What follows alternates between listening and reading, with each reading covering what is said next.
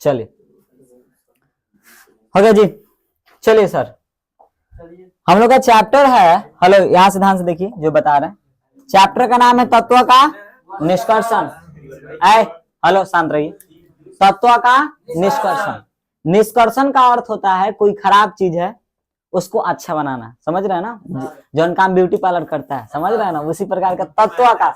यहाँ पर लड़कियों का निष्कर्षण नहीं करना है, किसका निष्कर्षण करना है जी? तत्व का निष्कर्षण करना है, ठीक है। तो चलिए सुनिए, हम लोग का केमिस्ट्री का चैप्टर नंबर कितना है जी? 6। और हम इसको आज क्या करेंगे? 1 बोर्ड यानी 1 क्लास में चैप्टर क्या कर देंगे भाई? खत्म है। इसमें सब्जेक्टिव नहीं है, इसमें मतलब वो सारी टॉपिक लिए हैं जो आपके लिए सभी सब्जेक्टिव का काम करेंगे, ठीक है। चलिए जी सर रख दीजिए। चलिए सर सुनिए, अब थोड़ा सा चैप्टर पे ध्यान देते हैं। चैप्टर हमको आप 1-1.5 घंटा दीजिए, बहुत आराम से धीरे धीरे पढ़ेंगे और सब चीज को खत्म करेंगे, ठीक है। क्योंकि पूरा स्लाइड हम लोग क्या किए पहले ही से तैयार करके लाए हैं, ठीक है। चलिए सर, चलिए अब थोड़ा बताते हैं आपको किसके बारे में? तत्व के बारे में। किसके बारे में जी? तत्व।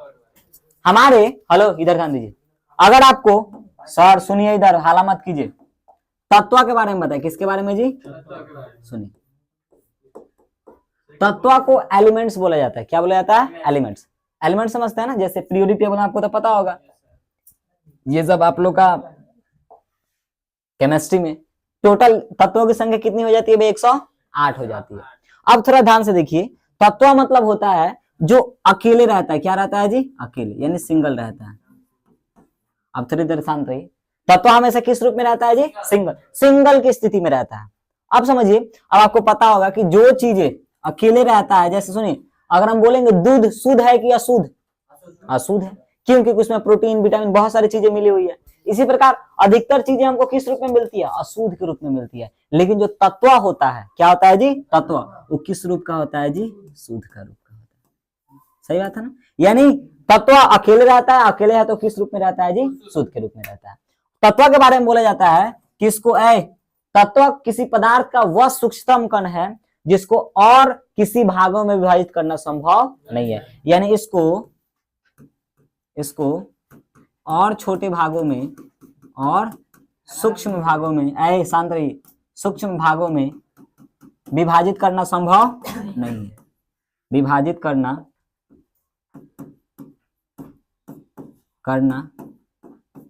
संभव नहीं है। सही बोले जी? सिंपल सी बात है। क्या बता आपको? तत्व हमेशा किस स्टेट में रहता है? अकेले, सिंगल के स्टेट में रहता है। अकेले रहेगा तो भाई कैसा रहेगा? शुद्ध रहेगा। और इसको और सूक्ष्म भागों में तोड़ना संभव नहीं है। जैसे मान लीजिए, हेलो, अगर हम क्या लिए हैं जी? कोई, हेलो शांत रहिए, हल्ला मत कीजिए लोग। आगे 4 गो है, 2 गो है, शांत रहिए, ज्यादा नहीं बोला जाता है। चलिए अब आपको समझाते हैं। मान लीजिए कोई लोहा है। क्या है जी? कोई लोहा है। सिंपल सी बात है।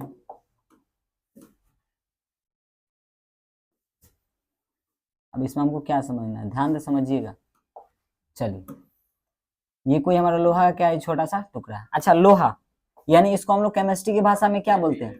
फेरस, Fe बोलते हैं। तो ये जो लोहा है ये टोटली किससे बना होगा? लोहे से बना होगा। यानी यहाँ भी Fe का अणु होगा, यहाँ भी Fe का अणु, यहाँ भी Fe का अणु, यहाँ भी किसका अणु भाई? Fe का अणु। समझ रहे हैं ना? यानी जो हमारा लोहा है केवल Fe के अणु से बना है। तो हम बोलेंगे ये किस अवस्था में है जी? हमारा शुद्धतम रूप में है। और इसको हम लोग क्या बोल सकते हैं? तत्व के नाम से जान सकते हैं। हमारे प्राकृतिक में टोटल तत्वों की संख्या कितनी है जी? 118। इसमें से 94 को जो तत्व है, 94 तत्व ये प्राकृतिक में नेचर से मिला है। NaTu नेचर से मिला हुआ है। बाकी बची हुई कितने थे? इधर से 6 और उधर से 18, यानी 24 तत्व ये आर्टिफिशियल है। समझ रहे हैं ना? यानी मानव के द्वारा बनाया गया है, मानव निर्मित। तो आपसे पूछ सकता है कि आर्टिफिशियल तत्वों की संख्या, मानव निर्मित तत्वों की संख्या तो 24 और प्राकृतिक तत्वों की संख्या कितनी है जी? 24 है। तो तत्व क्या बताया जी आपको? तत्व किसी पदार्थ का वह सूक्ष्मतम भाग है जिसको और छोटे भागों में तोड़ना संभव नहीं हो पाता है। आगे देख लो कि शुद्ध तत्वों की शुद्ध होता है और प्राकृतिक में तत्व टोटल कितना है? हमारे टोटल 118, इसमें से नेचर के द्वारा कितना बनाया गया है और हम लोग लेबोरेटरी में कितना बनाया भाई? 24 बनाया है। अब चलिए मेन यहाँ पे हम लोग वही टॉपिक को कंसिडर करेंगे जो आपके एग्जाम बोर्ड के लिए क्या है, बहुत इंपॉर्टेंट हो जाता है। समझिए, तत्व प्राकृतिक में मुख्यतः दो प्रकार के तत्व पाए जाते हैं। कितने प्रकार के जी? वो एक मुक्त तत्व जिसको किसी से मतलब, एक संयुक्त तत्व मतलब जिसको मतलब होता है। तब मुक्त तत्व क्या होता है जी, इसके बाद थोड़ा ध्यान से समझते हैं। देखिए, मुक्त अवस्था में वे तत्व, देखिए मुक्त अवस्था क्या हो जाएगा, तो वे तत्व मुक्त अवस्था में पाए जाते हैं जो वायुमंडल के ऑक्सीजन, कार्बन डाइऑक्साइड, ऑक्साइड इत्यादि से अभिक्रिया, जैसे सोना, कुछ जी सोना। आपको लगता है कि सोना किसी से रिएक्शन करता है जल्दी? इसलिए तो हमारे घर में जो मम्मी दीदी उदी जो होती हैं लोग, वो सोना का गहना पहनते हैं। क्यों? क्योंकि जल्दी वो किसी से रिएक्शन करेगा नहीं, और रिएक्शन करेगा नहीं तो जल्दी खराब भी नहीं होगा। ना तो मालूम चला लोहा के पहन ले लग लो, 10 दिन में का लागल, मूर्छा लागल, जंग लग गया, बार बार चेंज कीजिए। तो इसलिए हमारे घरों में जनरली लोहा का गहना का यूज नहीं किया जाता। अधिकतर किसका पहना जाता है? सोना या चांदी का। अब प्लेटिनम तो तनिक ज्यादा ही महंगा मिल जाता है सोना के मुकाबले, सोना से भी महंगा मिलता है क्या जी? प्लेटिनम। इसको व्हाइट गोल्ड बोला जाता है, व्हाइट सफेद सोना। समझ में आ रहा है ना? तो देखिए, ये जो सारी तत्व है ये किसी से रिएक्शन मुक्त रहती है, कौनों से मतलब नहीं के भाई हम अकेले रहे, हम कौन तरह से कोई रिएक्शन हो करे तो रहे भाई, हम रिएक्शन नहीं करेंगे, यानी मुक्त रहेगा। अच्छा, संयुक्त जिसको मतलब है, जैसे देखिए सोडियम पानी में फेंकिए, भड़ाम, पता है ना, बहुत खतरनाक रिएक्शन करता है। पोटेशियम केरोसिन तेल में डुबा के रखा जाता है, एकरो वही हाल है। लोहा, जिंक, लोहा तो मालूम चला 2 दिन जैसे बाहर नहीं रखे, ठंडी के दिन मालूम चला मूर्छा का हो गया भाई, लागल। क्यों? क्योंकि ये सब तत्व हमारे वातावरण में पाए जाने वाले ऑक्सीजन, कार्बन डाइऑक्साइड इत्यादि चीजों से क्या करती है? अभिक्रिया करती है। तो जब अभिक्रिया नहीं कर रही है तो उसे हम लोग क्या बोलेंगे लोग? मुक्त तत्व। आज अभिक्रिया कर रहे हैं उसे हम लोग क्या बोलेंगे जी? संयुक्त तत्व के नाम से जानेंगे। तो हम बोलेंगे सोना किस तत्व का एग्जाम्पल है? मुक्त की संयुक्त? मुक्त। लोहा संयुक्त, जिंक संयुक्त, प्लेटिनम बोले, इसमें कौन डाउट? पीछे भाई आपको मैग्नीशियम रिएक्शन करता संयुक्त में आएगा, खतरनाक। चलिए अब थोड़ा ध्यान से देखिए, सुनिए क्या बताते हैं हमारे इधर इधर ध्यान से देखिए, सुनिए। भू प्रॉपर्टी में पाए जाने वाले धातु युक्त पदार्थ को खनिज कहा जाता है। सुनिए, हम लोग यहां पर अभी किसके बारे में जानेंगे जी? खनिज के बारे में। खनिज क्या है? सिंपल, खनिज एक शब्द से मिलता जुलता है। कौन सी जी? खनन। सही बोले ना? खनिज किस शब्द से मिलता जुलता है? खनन। यानी पृथ्वी के अंदर से, भू प्रॉपर्टी यानी क्या होता है? पृथ्वी के अंदर, पृथ्वी की कोर से देखिए पाए जाने वाले धातु युक्त, धातु युक्त, अधातु का चर्चा नहीं हो रहा है, कैसा युक्त जी? धातु युक्त पदार्थ को हम लोग क्या बोलते हैं? खनिज बोलते हैं। इसकी क्रिस्टलीय संरचना होती है। जितनी धात्विक चीजें होती है वो किसके अंतर्गत आती है जी? आपका क्रिस्टल संरचना के अंतर्गत आता है। केमिस्ट्री में फर्स्ट चैप्टर में एक सारी क्वेश्चन आती है कि धातु की संरचना कैसी होती है? क्रिस्टलीय का क्रिस्टलीय? क्रिस्टलीय। खनिज क्या है? तो जिसको जमीन के अंदर से, भू प्रॉपर्टी के अंदर से खनन करके, खोद कर निकाला जाता है, उसे हम लोग क्या बोलते हैं जी? खनिज के नाम से जानते हैं। अब अयस्क को थोड़ा ध्यान से समझते हैं। समझिए, हेलो, आपके पास 3 जगह है, 3 जगह है, ए बी और सी। इधर ध्यान दीजिए थोड़ा, समझिए, शांत रहिए।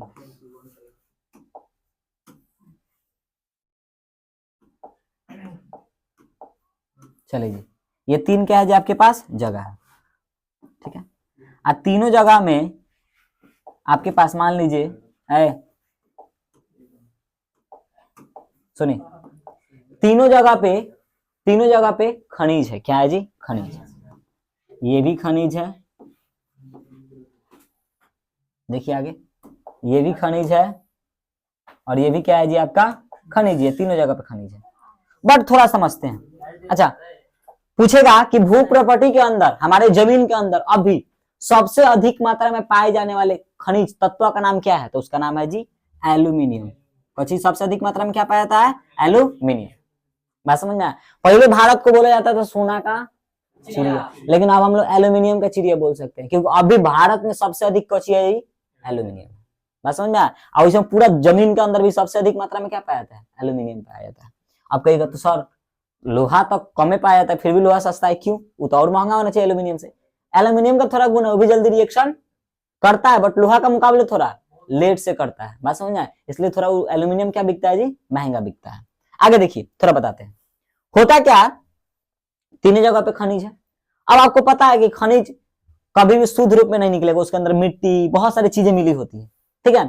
तो आप मान लीजिए यहाँ पे एल्यूमिनियम है, यहाँ भी एल्यूमिनियम है, यहाँ भी एल्यूमिनियम है और यहाँ भी, लेकिन यहाँ पे एल्यूमिनियम है 40%, कितना परसेंट जी, अशुद्धि है 60%। अशुद्धि समझते हैं, अशुद्धि खराब चीजें। अच्छा देखिए यहाँ पे एल्यूमिनियम है आपका 50%, बट अशुद्धि कितना है जी, 60%। सही बात है। यहाँ पे एल्यूमिनियम है 80%, कितना प्रतिशत जी, और यहाँ पे अशुद्धि कितना प्रतिशत है, मान लीजिए 20%। सही बात है। आपको क्या लगता है आप कहां से निकालना प्रेफर कीजिएगा, कहां से निकालना आपको सही लगेगा, सी से। क्यों? क्योंकि वही दाम में वही मेहनत में हमको ज्यादा धातु मिल जाएगा। सही बोले ना, वही दाम में वही मेहनत से, यानी आसानी से, कम दाम में आसानी से हमको धातु की संख्या क्या मिल जाएगी, ज्यादा मिल जाएगी धातु की मात्रा। तो इसको हम लोग अयस्क बोलेंगे। क्या बोलेंगे जी, अयस्क। तो देखिए पूछिए अयस्क कहा, तो जिस खनिज से धातु निष्कर्षण सुगमता यानी बहुत कम, मतलब बहुत इजीली और कम खर्च में निकाला जा सके, उसे हम लोग क्या बोलते हैं जी, अयस्क बोलते हैं। जैसे देखिए यहाँ भी धातु निकल रहा है, यहाँ भी धातु निकल रहा है, यहाँ भी धातु निकल रहा है, बट सबसे अधिक धातु कहाँ निकल रहा है जी, आपका सी पर निकल रहा है। तो बताइए क्या ये अयस्क कहलाएगा, नहीं। ये अयस्क कहलाएगा, नहीं। ये हमारा क्या कहलाएगा जी, लेकिन एक बात बोल सकता है निशान कि जितना अयस्क है, बचिए जी, अयस्क है, ये अयस्क खनिज कहलाएगा, क्या कि अयस्क किससे निकलता है, खनिज से। तो हम सभी अयस्क को खनिज कह सकते हैं, खनिज कह सकते हैं। बट सभी सुनिए, सभी खनिज को अयस्क बोल सकते हैं, नहीं। तो सभी खनिज को अरे भाई जो सभी खनिज को अयस्क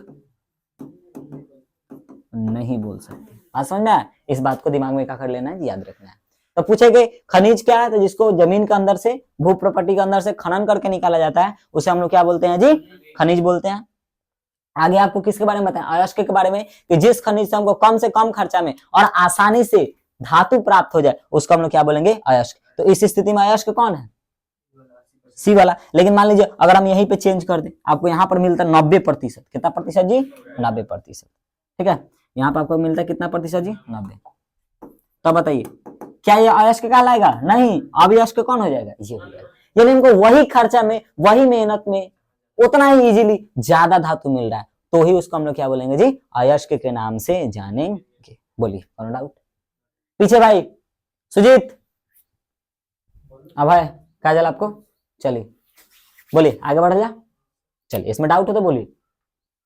अब आगे थोड़ा ध्यान से देखते हैं, सुनिए। जैसे देखिए बहुत सारे धातु है, जैसे एल्यूमिनियम का, मतलब बोलते हैं लोग ना कि एल्यूमिनियम के मतलब प्रकार किस धातु का अयस्क है, किस धातु का अयस्क है। जैसे एल्यूमिनियम का ऑक्साइड का नाम क्या हो जाता है, बॉक्साइड हो जाता है, डाइपोर हो जाता है, क्योलाइंट हो जाता है। तो ये सब किसका है, जैसे आयरन का देखिए हेमेटाइट हो जाता है, मैग्नेटाइट हो जाता है। तो ये आपको क्या कर लेना है सर, याद कर लेना है। बात समझ आया, यहाँ से क्वेश्चन बनता है। ये तो सबसे ज्यादा है कि एल्यूमिनियम के अयस्क का नाम लिखिए, आयरन के अयस्क का नाम लिखिए। तो ये सब आपको क्या करना है सर, याद करके रखना है। उसी प्रकार यहाँ पे जिंक का लिखा गया है, ठीक है, गैलेना। हाँ जी, पूछता है, ऑब्जेक्टिव में बहुत नंबर पूछता है। तो इसको आपको क्या कर लेना है सर, पूछ देगा कि एल्यूमिनियम का निम्न में से कौन एल्यूमिनियम का ऑक्साइड है, अयस्क है। ऑप्शन में दे दी बॉक्साइड, मैग्नेटाइट, हेमेटाइट, और मान लीजिए डी में दे दिया सभी। तो एल्यूमिनियम का कौन है, बॉक्साइड, तो बॉक्साइड को मारेंगे। इस प्रकार समझ में आया। तो इसको आपको क्या कर लेना है सर, याद कर लेना है। चलिए जी, अब थोड़ा ध्यान से देखते हैं लोग। अयस्क हमारे दो प्रकार के होते हैं, कितने प्रकार के, दो।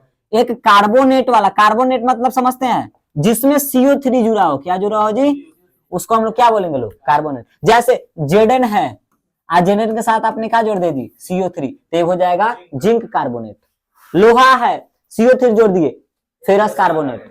बात समझ में आ रहा है। एल्यूमिनियम है, CO3 जोड़ दिए, एल्यूमिनियम कार्बोनेट। बात समझ आया। और एक होता है सल्फाइड अयस्क, जिसके लास्ट में क्या जुड़ा होता है जी, एस जुड़ा होता है, सल्फर जुड़ा होता है। जैसे देखिए ZnS, लास्ट में क्या जुड़ा है, सल्फर। इसको बोलेंगे जिंक ब्लेड, या इसको बोलेंगे जिंक सल्फाइड। क्या बोलेंगे जी, जिंक सल्फाइड, जिंक सल्फाइड।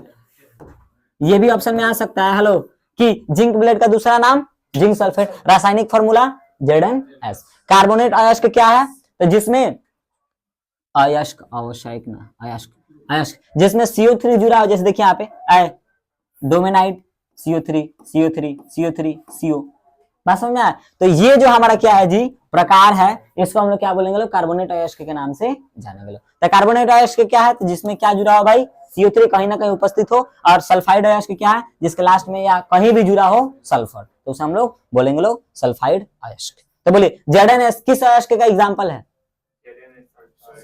हमारा लिख देने CH3 CO3, ये बताइए कार्बोनेट का। तो इस प्रकार से हम लोग दोनों को क्या कर सकते हैं सर, अलग अलग कर सकते हैं। अब थोड़ा ध्यान से देखिए, अभी हम लोग का टॉपिक क्या है जी, धातु कर्म। धातु कर्म समझते हैं, क्रिया कर्म, आदमी मर जाता है उसका क्रिया कर्म किया जाता है ताकि उसके आत्मा को क्या मिले जी, शांति मिले। जैसे कौन लड़का है बिगड़ गई बा, लोग क्या कर दी, ब्याह करे कर, ब्याह कर तब क्या हो जाए, सुधर जाए। अब समझिए समझिए समझिए, ब्याह सुनिए, हेलो, ब्याह होगा, मेहरारू आएगी, दे पर 2-3 क्रिया हुई, क्रिया होने के बाद ऑटोमेटिक लड़का क्या हो जाएगा जी, शुद्ध हो जाएगा, मतलब संस्कारी हो जाएगा। समझ रहे हैं ना, चलिए इधर भाई गलत बोल दिए, मेहरारू के डर से तो कितना लोग सुधर जाला। चलिए इधर ध्यान दीजिए, सुनिए, धातु कर्म, कौन कर्म जी, तो धातु अशुद्ध बा, उसको पीट पाट के केहू को क्या बना देना है जी, शुद्ध बना देना है। क्या कि अयस्क तो शुद्ध रूप से निकलता नहीं है, धातु शुद्ध रूप से निकलता नहीं, अयस्क के रूप में निकलता है, खनिज के रूप में निकलता है, तो उसको हमको क्या करना है, साफ सुथरा करना है। समझ में आ रहा है ना। चलिए आगे देखिए, सुनिए, हेलो देखिए इधर, अयस्कों से धातु का निष्कर्षण, सर इधर ध्यान दीजिए, अयस्कों से धातु का निष्कर्षण एवं शोधन की प्रक्रिया को हम लोग क्या बोलते हैं, धातु कर्म। अयस्क से हम लोग धातु कैसे निकाल सकते हैं, किस किस क्रिया के द्वारा, एकदम शुद्ध रूप में तो मिलता नहीं है, तो क्या क्या क्रियाएं हैं जिसके द्वारा हम अयस्क से धातु निकालते हैं, उसी क्रियाओं को हम लोग क्या बोलते हैं सर, धातु कर्म के नाम से जानते हैं। बात समझ में? जैसे अगर आप मान लीजिए आपको एल्यूमिनियम निकालना है, तो आपको लगता है कि एकदम पूरा शुद्ध रूप में एल्यूमिनियम निकल जाएगा, बिल्कुल नहीं, बिल्कुल नहीं, उसके साथ कुछ ना कुछ अशुद्धि निकलेगी ही निकलेगी। जैसे एल्यूमिनियम है, मान लीजिए इसके साथ SO4 निकल गया, तो आपको इसको निकालना पड़ेगा कि ना बाहर, इधर ध्यान दीजिए, एल्यूमिनियम के साथ SO4 निकल गया तो आपको इसको बाहर निकालना पड़ेगा, या मान लीजिए CO3 निकल गया फिर भी आपको बाहर निकालना पड़ेगा, क्योंकि हमको केवल धातु चाहिए, केवल तत्व चाहिए। तो अयस्कों से धातु का निष्कर्षण यानी धातु निकालना या उसका शोधन करना, अच्छे से छांट देना, वही क्या कहलाता है, धातु कर्म हमारा कहलाता है। आगे देखिए सर, धातु कर्म में प्रयुक्त होने वाली विधियां, धातु कर्म में प्रयुक्त होने वाली विधियां के बारे में हमको क्या करना है जी, चर्चा करना है। सुनिए, सबसे पहले हम लोग क्या करते हैं, अयस्कों का कूटना एवं पीस देना। मान लीजिए हम जमीन के अंदर से एल्यूमिनियम कार्बोनेट निकाले, उससे कार्बोनेट को क्या करना है सर, अलग करना है, तो हम पहले उसको कूटेंगे, आप कूट कूट के उसके पीस पीस के हम क्या बना देंगे जी, पाउडर। अब पाउडर बन गया तो बहुत तरीका है उसको अलग करने का, तो सबसे पहले हमारा काम क्या रहेगा, उसको अयस्कों को कूट के पीस के कैसा क्या कर देना भाई, पाउडर बना देना। दूसरा का अयस्कों का सांद्रण, मतलब ज्यादा कौन है उसको थोड़ा देखा जाता है। फिर धातु का पृथक्करण, पृथक्करण मतलब होता है छांटने की प्रक्रिया को क्या बोलते हैं लोग, पृथक्करण। और धातु का शोधन, लास्ट में पूरा धातु को हम लोग शुद्ध रूप में प्राप्त कर लेते हैं। सुनिए, पाउडर ठोस रूप में रहेगा ना, क्योंकि अधिकतर ठोसी रूप में निकलता है। अब थोड़ा ध्यान से देखिए, सुनिए, धातु के साथ, धातु के साथ, इधर ध्यान दीजिए, इधर ध्यान दीजिए, धातु के साथ क्या निकलता है, अशुद्धि। धातु के साथ क्या निकलता है, अशुद्धि। इधर ध्यान दीजिए, धातु के साथ क्या निकलता है जी, अशुद्धि। इस अशुद्धि को हम लोग क्या बोलते हैं लोग, गैंग। क्या बोलते हैं जी, गैंग। क्या बोलते हैं जी, गैंग। सही बात। जैसे मान लीजिए हम लोग खाना खाते हैं, खाना होना, अब पेट में कभी दर्द होने लगता है, यानी कुछ खराब चीजें पेट के अंदर चली गई है, तो उसको खत्म करने के लिए हम लोग क्या खाते हैं, इनो या दवाई खाते हैं, जो भी है। तो उसी प्रकार समझिए, जो धातु के साथ अशुद्धि निकलती है उसको हम लोग क्या बोलते हैं जी, गैंग के नाम से जानते हैं। पूछेगा गैंग क्या है, तो गैंग को हम लोग क्या बोलते हैं, अशुद्धि। पूछेंगे AlCO3 में गैंग कौन है, तो गैंग कौन सी हो जाएगा, CO3, एक अशुद्धि है। तो जो अशुद्धि होता है उसे हम लोग क्या बोलते हैं जी, गैंग के नाम से जानते हैं लोग। अच्छा, फ्लक्स क्या है, तो इस गैंग को दूर करने के लिए हम उसमें कुछ केमिकल मिलाते हैं। पेट में दर्द होला तो उसको खत्म करने के लिए हम कुछ क्या डालते हैं जी, केमिकल, इनो पीते हैं, दवाई खाते हैं, तो उसको हम लोग क्या बोलते हैं, दवाई बोलते हैं। उसी प्रकार इस जो आपका अयस्क है, अयस्क को शुद्ध करने के लिए उसको हम क्या डालते हैं, कोई ना कोई पाउडर डालते हैं, कोई ना कोई केमिकल डालते हैं, उस केमिकल को हम लोग क्या बोलते हैं जी, फ्लक्स के नाम से जानते हैं। अब थोड़ा आप ध्यान से समझिए, आपके पास धातु है, हाँ फ्लक्स सुने, धातु है और क्या हो गया जी, फ्लक्स है, क्या जी, फ्लक्स है। अब थोड़ा ध्यान से समझिए, धातु में होता है गैंग, क्या होता है जी, गैंग, गैंगा नहीं गैंग, धातु में क्या होता है जी, गैंग। गैंग को साफ करने के लिए हम क्या बनाते हैं, फ्लक्स। तो कचरा को क्या कर देगा साइड, जो कचरा बाहर निकलेगा, जो कचरा बाहर निकलेगा उस कचरा को हम लोग क्या बोलते हैं, धातु मैल मतलब स्लैग के नाम से जानते हैं। पूछेगा धातु मैल क्या है, तो गैंग और फ्लक्स के मिलने के उपरांत जो उत्पाद बनता है, जो अवक्षेप बनता है, जो खराब पदार्थ बनती है, उसका हम लोग क्या बोलते हैं जी, धातु मल के नाम से जानते हैं। बोलिए कौन डाउट इसमें। जो अशुद्धि होगा उसको क्या बोलेंगे लोग, गैंग। जो अशुद्धि को दूर करने के लिए केमिकल डालेंगे, फ्लक्स। इन दोनों का मिश्रण को हम लोग क्या बोलते हैं जी, धातु मल के नाम से जानते हैं। बोलिए कौन डाउट, आगे देखिए। अब थोड़ा देखते हैं लोग, अयस्कों को साफ करना, क्या करना जी, साफ करना। समझिए, इधर ध्यान दीजिए। सबसे पहले अयस्कों का शोधन थोड़ा स्टार्ट करते हैं, धातु का शोधन। देखिए अयस्क का कूटना एवं पीसना, कूटना एवं पीसना, ठीक है। देखिए समझिए, खाने से प्राप्त सुने, खानों से प्राप्त, खाना हई खान नहीं, खान जमीन के अंदर से जो खान होता है, कोयला का खदान, उसको इसको हम खदान बोल देता नहीं कुछ जी, ठीक है, ये पढ़ाया हुआ, ठीक है, कोई प्रॉब्लम नहीं है, आप लोग स्कैन कर लीजिएगा, समझिएगा। तो यहाँ पे आपको क्या बताया जी, खादान, खानो यानी क्या हो जाता है, खदान। तो मान लीजिए हमको कोई भी अयस्क खदान से निकलेगा, तो देखिए खानों से प्राप्त अयस्क बड़े आकार के होते हैं। अब उतना मान लीजिए इतना छोटे छोटे, बहुत बड़का बड़का का होता है, आकार में निकलता है, बहुत बड़का बड़का होता है। तो आप उसको क्या छेने तौर लेके पहले एक को साफ कीजिएगा, संभव।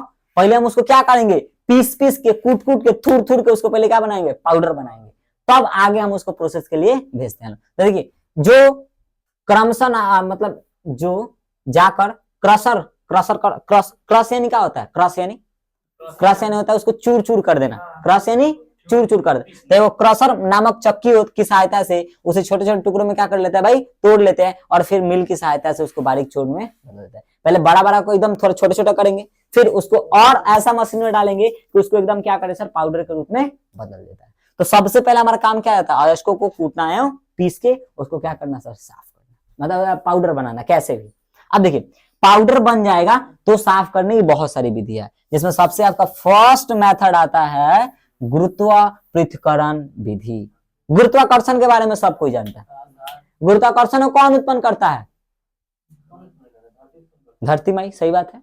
कौन उत्पन्न करता है, अरे धरती उत्पन्न करता है, जमीन उत्पन्न करता है, हाँ वही। देखिए यहाँ पे सुनिए, देखिए यहाँ पे आपको क्या बता रहा है, ख मतलब जो सबसे पहले का काम क्या रहेगा जी, आपका सबसे पहले काम रहेगा उसको पीस के क्या बनाना जी, पाउडर बनाना। सेकंड फॉर्म क्या है, बहुत सारी विधियां हैं जिसके द्वारा हम क्या कर सकते हैं, अयस्कों को धातु से क्या कर सकते हैं सर, अलग कर सकते हैं। जिसमें सबसे पहले का मेथड आता है गुरुत्वाकर्षण पृथक्करण विधि। गुरुत्वाकर्षण मतलब सिंपल है, छोड़िए नीचे जाइए, छोड़िए, सिंपल सी बात है। अब देखिए इसको, यह प्रक्रिया वैसे अयस्कों के लिए प्रयुक्त होती है जिनके अयस्कों के कण उनके उपस्थित अशुद्धियों से भारी होते हैं। अब सुनिए ध्यान से देखिए, ये प्रक्रिया, ये गुरुत्वाकर्षण पृथक्करण विधि ऐसे धातु पे लागू होगा, ऐसे अयस्क पे लागू होगा जिसमें क्या होता है, अशुद्धि भी होती है, ठीक है जी, और अशुद्धि के साथ साथ आपका धातु भी होता है। क्या होता है जी, तो जिसमें धातु भारी हो, धातु क्या हो जी आपका, भारी। जनरली भारी मतलब उसका घनत्व क्या है, ज्यादा, तो यानी घनत्व क्या हो गई, घनत्व ज्यादा हो। और अशुद्धि का क्या हो, हल्का, यानी इसका घनत्व क्या हो, कम हो। घनत्व क्या होगा जी, कम हो। तो ये मेथड वैसे अयस्कों पर लागू होता है जिनमें अशुद्धि हल्की हो और धातु क्या हो जी, भारी हो। अब हल्की है तो आएगा कौन भाव आके लेके। अब देखिए यहाँ पे हम करते क्या, इस पे ध्यान दीजिए, सुनिए इस मेथड पे, देखिए इस मशीन पे सिंपल सी बात है। यहाँ पे देखिए, यहाँ पे क्या किया जाता है सर, यहाँ पे सिंपल सी बात है, इस प्रकार की एक प्रक्रिया बनाई जाती है। अब देख रहे हैं ना, इसको जिगजैग बोला जाता है। क्या बोला जाता है, जिगजैग चाय, अब सुनिए होता क्या। अब देखिए यहाँ पे एक ऐसे कंटेनर लिया जाता है और कंटेनर में, किसमें जी, कंटेनर में आपका अशुद्धि और आपके धातु को क्या कर दिया जाता है सर, भर दिया जाता है, धातु के छोटे छोटे टुकड़ों को भर दिया जाता है। अभी हमने देखनी है सर, धातु चूंकि भारी है, अब भारी चीज को बाहर ले जाना थोड़ा क्या होता है, मुश्किल, और अशुद्धि क्या है, हल्की है। जब हम इससे पानी का फ्लो करवाते हैं, पानी का क्या कराते हैं सर, फ्लो करवाते हैं। जैसे हम पानी का इससे फ्लो करवाएंगे, पानी हल्की चीज को लेकर अपने साथ भाग जाएगी, पानी अशुद्धि को लेकर अपने साथ भाग जाएगी, और यहाँ पे जो खंदा बना है, यहाँ पे क्या होगा जी, हमारा धातु का छोटा छोटा पीस क्या हो जाएगा जी, बच जाएगा। अब बाकी अशुद्धि क्या होगी, पानी के साथ इस बीकर में चली आ जाएगी। तो क्या इस पानी नीचे गिरा, गुरुत्वाकर्षण के कारण गिर रहा है ना, तो क्या इस मेथड में गुरुत्वाकर्षण भूमिका निभा रहा है, निभा रहा है। तो बताइए, पूछेंगे कि गुरुत्वाकर्षण पृथक्करण विधि कैसे अयस्कों के लिए लागू है, तो जिनमें धातु के कण भारी हो और अशुद्धि के कण क्या हो जी, हल्के हो। उसको हम क्या करते हैं, देखिए चूर्ण को मिलाकर कई मोड़ों वाली टेबल पे क्या होकर प्रवाहित करते हैं। ऐसे करने से अयस्क के कण टेढ़े मेढ़े जगहों में फंस जाते हैं और बाकी अशुद्धियां जल के साथ कहां निकल जाती है, बाहर निकल जाती है। इस मेथड को हम लोग बोलते हैं लोग गुरुत्वाकर्षण पृथक्करण विधि। बोलिए जी, कौन डाउट, बोलिए इसमें कोई डाउट है तो, नहीं तो आगे बढ़ते हैं। फ्रेंड्स डाउट है, खड़ा होइए। बोलिए अयस्क क्या होता है,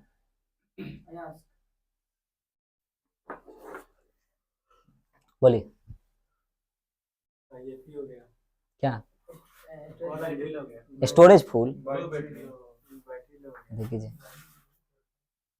बोलिए बोलिए। अरे भाई अभी नहीं बताइए, अयस्क कम खर्चा में ज्यादा निकल जाए। यार बैठिए, इन लोग का ध्यान बहुत जगह जा रहा है। चलिए सर आए, बैठिए बैठिए बैठिए बैठिए बैठिए। अगला मेथड हमारा क्या है, फेन प्लावन विधि। कौन विधि जी, फेन समझते हैं ना, जैसे हाँ गाज, गाज फेंक के मर जाला लो। चलिए जैसे समझिए, हेलो ध्यान से देखिए, सुनिए आइए देखिए, मान लीजिए बाल्टी है, क्या है जी, ये बाल्टी है, क्या है जी, बाल्टी, ठीक है जी। समझिए अब किए हैं क्या, इसमें पहले हम थोड़ा पानी डाल देते हैं। क्या डाल देते हैं जी, पानी समझते हैं ना। कितना हल्ला कर रहे हैं लोग।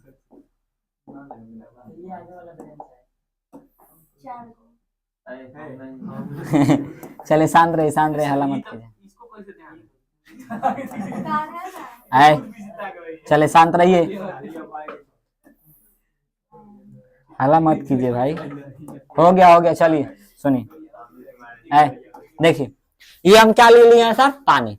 चलिए सर फेन, यानी इसमें हम लोग फेन शब्द का यूज किए। किसका जी, जैसे पानी में साबुन या सरफ डालते हैं, उससे जो फेन निकलता है ना, उसी प्रकार की इस मेथड में हम लोग क्या करते हैं, यूज करते हैं। देखिए यह विधि वैसे धातुओं के लिए प्रयुक्त होती है जिनके अयस्क के कण, जिनका अयस्क के कण जो होते हैं तेल और अशुद्धि जल में भीग जाते हैं, मतलब घुलनशील होते हैं। मतलब वैसे अयस्कों को लागू होता है जो तेल के कणों के साथ जुड़ जाए या उनसे क्या हो जाए जी, भीग जाए।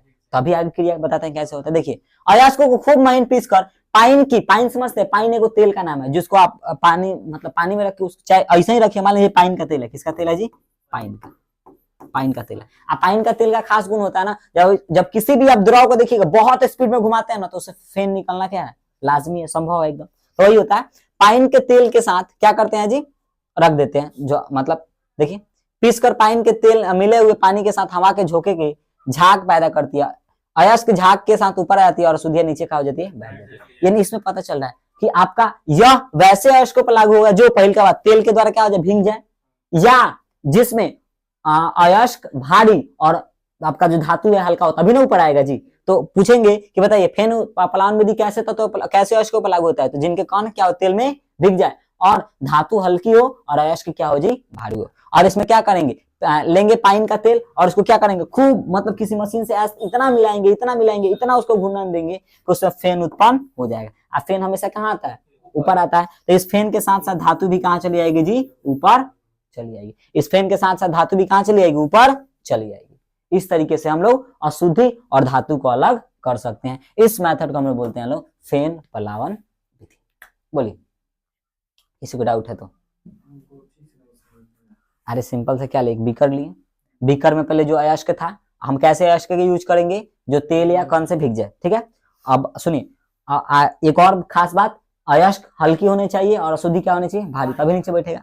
अब इस हम किसका, पाइन का तेल लिए, अब तेल को खूब घुमाएंगे, घुमाएंगे तो झाग बनेगा, और झाग बनने के कारण चूंकि आपका धातु हल्का है तो झाग के साथ साथ कहाँ चला आएगा, ऊपर। अब बाद में इसको छाड़ देंगे झाग को, और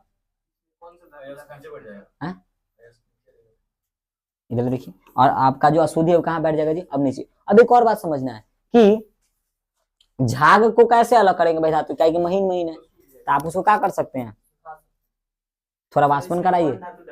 किसमें, बहुत सारी धातुएं हैं जो तेल से भीग जाती है, जैसे सोडियम, पोटेशियम, इस सारी तत्वों का हम लोग यूज कर सकते हैं। अरे तो उतना अशुद्धि मिला होता है कि उसको बर्दाश्त करने की क्षमता होता है। चलिए अगला देखते हैं लोग। अब देखिए, अब हम लोग का अभिक्रिया क्या है जी, देखिए बहुत बहुत फेमस क्वेश्चन, निस्थापन, ठीक है।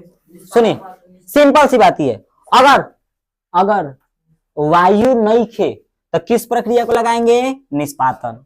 अगर वायु बाटे तो किस प्रक्रिया को लगाएंगे, जारण, या इसे एक और नाम से जानते हैं लोग, सही बात है।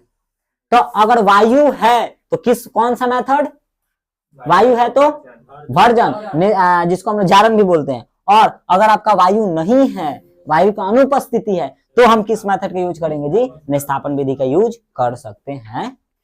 चलिए ध्यान से देखिए, निष्पातन वह प्रक्रिया है जिसमें अयस्कों को द्रवणांक कम ताप पर वायु की अनुपस्थिति में तीव्रता से गर्म किए जाते हैं ताकि अयस्क ऑक्साइड में बदल जाते हैं। पूछेगा कि निष्पातन के अभिक्रिया में अयस्क किस में बदलते हैं, तो ऑक्साइड में। जैसे देखिए आप हम क्या लिए हैं, जड़न लिए, क्या लिए हैं जी, जड़न लिए। अब सुनिए आप, अब हम किए हैं क्या जी, इसका रिएक्शन किससे कराया है जी, सुनिए आप ध्यान से देखिए।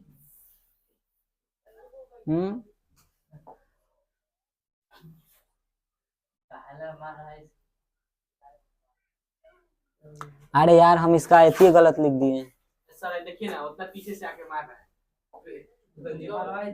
है। शांत रहिए, उपस्थिति में उसके द्रव्यमान कम ताप पर गर्म किए जाते हैं तो ऑक्साइड। हाँ चलिए सिंपल है, देखिए सुनिए सर, हेलो ध्यान से समझिए। देखिए तो वह प्रक्रिया जिसमें अयस्कों को और धातुओं को अलग करने के लिए बहुत निम्न ताप पे वायु की अनुपस्थिति में गर्म करते हैं, जिसके कारण होता क्या है, जैसे आपका क्या है, जिंक सल्फाइड है, धातु है, धातु के साथ अशुद्धि मिली हुई है। अब इसका हम क्या किए, बहुत कम ताप पे ऑक्सीजन लिया और इसका क्या किया, रिएक्शन करवाएं, तो देखिए ऑक्साइड बनाता है, क्या बनाता है, ऑक्साइड, और बाद में क्या करता है, आपका अशुद्धि को बाहर निकाल देता है। तो सिंपल सा भाषा में याद रखिएगा, इधर हेलो ध्यान दीजिए, अगर वायु है तो किस मेथड को लिखेंगे लोग, जारण, वायु नहीं है तो भर्जन, हाँ निस्तापन, हाँ वायु है तो भर्जन या जारण, वायु नहीं है तो निस्तापन। अब भर्जन केवल वैसे अयस्कों पे लागू होता है जिनमें कार्बोनेट होते हैं, क्या होते हैं जी, कार्बोनेट होते हैं। और निष्पातन वैसे तत्वों पर लागू होता है जिनके पास क्या होता है, सल्फाइड होता है। इसके पहले बताया था ना सल्फाइड और कार्बोनेट के बारे में, तो बताइए सल्फाइड वाले अयस्कों पर कौन सी क्रिया लगाएंगे, निष्पातन की जारण, और कार्बोनेट वाले पे जारण। बस समझा, तो वही मेथड है। आगे देखिए, एल्यूमिनियम के द्वारा वही मेथड है, यहाँ पे सिंपल सा ये मेथड, इसको थोड़ा कॉम्प्लिकेटेड है, थोड़ा ध्यान से समझिए। अब हम लोग सुनिए, अयस्कों का शोधन, अयस्कों का शुद्धिकरण किसके द्वारा करेंगे जी, एल्यूमिनियम। चलिए कैसे करते हैं सुनिए, जिसमें हम लोग सबसे पहले अवकरण के बारे में जानेंगे, किसके बारे में जी, देखिए लिखा है, जिस ऑक्साइड का अवकरण कार्बन अथवा कार्बन मोनो ऑक्साइड द्वारा नहीं हो पाता है तो उनके लिए यह विधि प्रयुक्त होती है। जैसे सुनिए, देखिए क्या बताया जी, हेलो इधर ध्यान दीजिए, सुनिए, मोनो ऑक्साइड, मोनो CO, थोड़ा प्यार से देखिए इधर, थोड़ा प्यार से, बोका आदमी लोग का, यहाँ पे क्या है सर, कार्बन, क्या है जी, कार्बन, ऑक्सीजन का एगो है, एगो, एक के लिए क्या प्रयुक्त करते हैं, मोनो,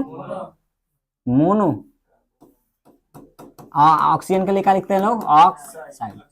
तो यही आपका फॉर्मूला होता है किसका भाई, कार्बन मोनोऑक्साइड का, CO, कार्बन मोनोऑक्साइड। तो देखिए अवकरण मतलब यह विधि उनके लिए प्रयुक्त होती है जो, ध्यान से देखिए, ऑक्साइड मेथड से भी अलग नहीं हो पाते हैं और कार्बन के द्वारा भी अलग नहीं हो पाते हैं। देखे लोग पीछे, तो उस पे हम लोग कौन सा मेथड को यूज करते हैं लोग, एल्यूमिनियम के द्वारा। कैसे मेथड होता है, ध्यान से देखिए, सुनिए।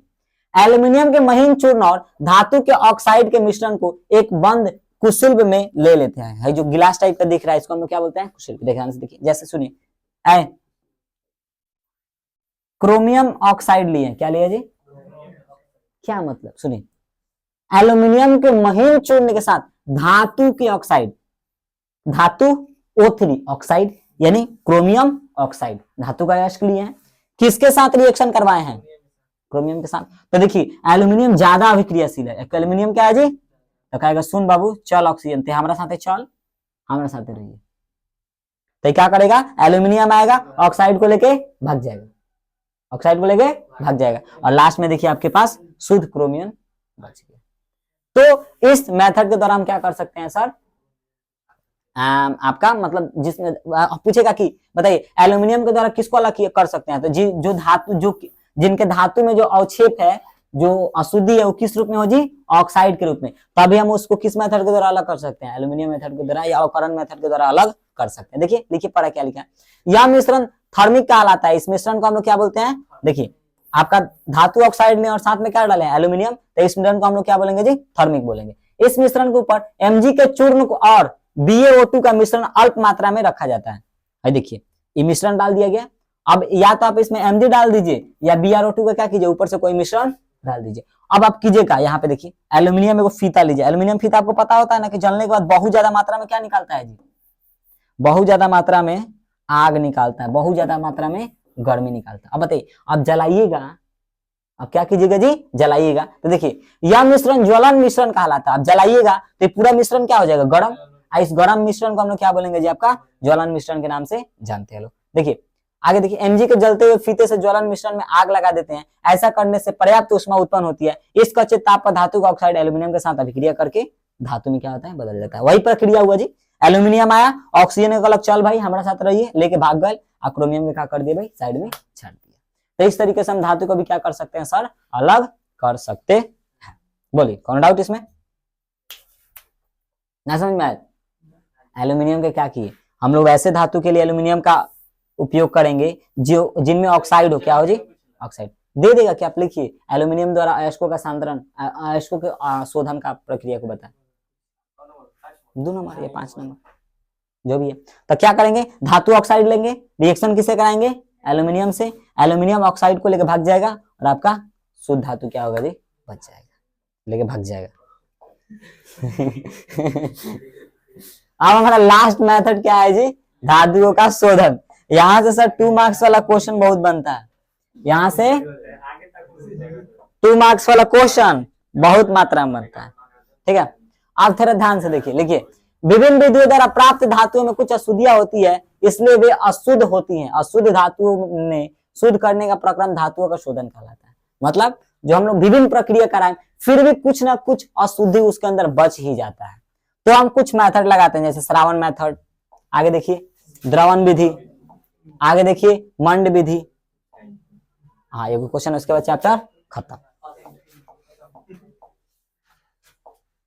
चलिए मतलब हम इसमें ऐसे चैप्टर में तो बहुत कुछ है, लेकिन ऐसे टॉपिक को कवर कर रहे हैं जो आपके एग्जाम के लिए सबसे इंपॉर्टेंट है, ठीक है। चलिए सबसे पहले हम किस मेथड को देखते हैं, श्रवण। सिंपल सा बात है, एक बेटा थे श्रवण कुमार, एक बेटा है, चलिए सुनिए इधर शायरी, कोई बात ना, हमको शायरी अभी याद नहीं है जनरली। चलिए इधर ध्यान दीजिए, देखना पड़े, अरे नहीं याद है सर। हाँ फूल है गुलाब का कि ना।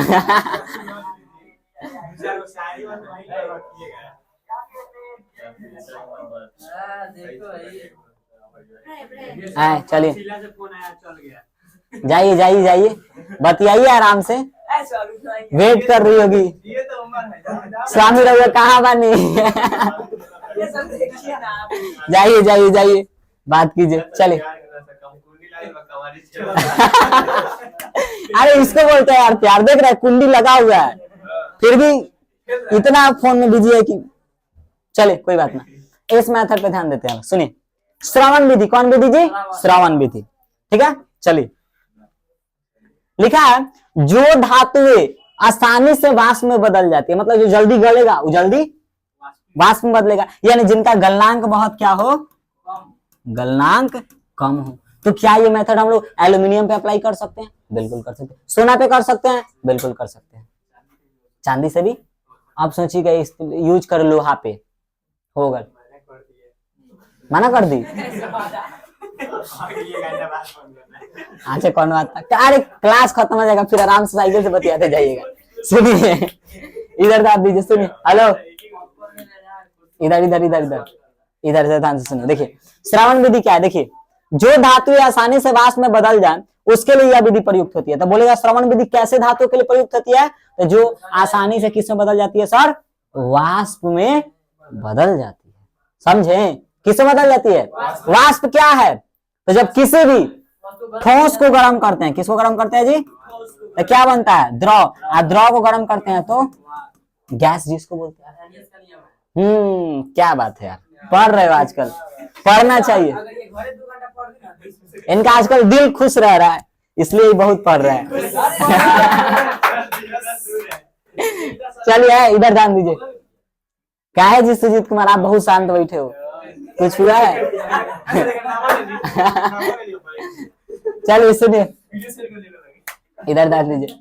आए, क्या नाम है जी? सुजीता?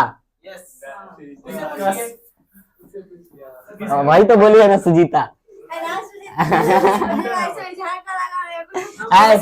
चलिए वीडियो शेयर, अरे हेलो, वीडियो शेयर कर दीजिएगा उनके पास, आपका चर्चा चलता है। सुनिए इधर ध्यान दीजिए। आए भाई, इधर इधर इधर सुनिए। तो यह मेथड क्या हुआ?